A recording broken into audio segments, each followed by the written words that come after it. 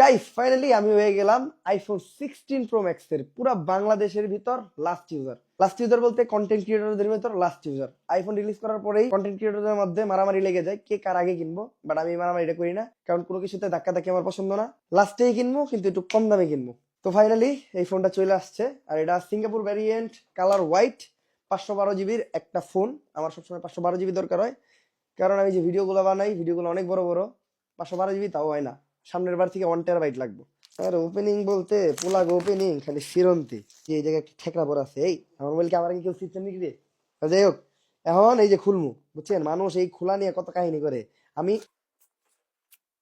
খুলে ফেলেছি। বাইরে হয় নাকি রে? এই নিতে পারলি শুনে। ও ফাইনালি গাইস, ये क्या है? White colour iPhone 16 pro max, এটা উঠামো?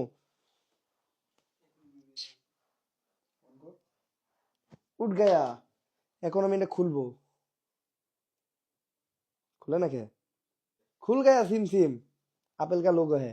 বাইর হাই, আইফোন 16। এই আইফোন কোম্পানির কাছে আমি রিপোর্ট দিলাম, আইফোন এটা 16। হ্যালো, ওরে মালিক চিনছে রে।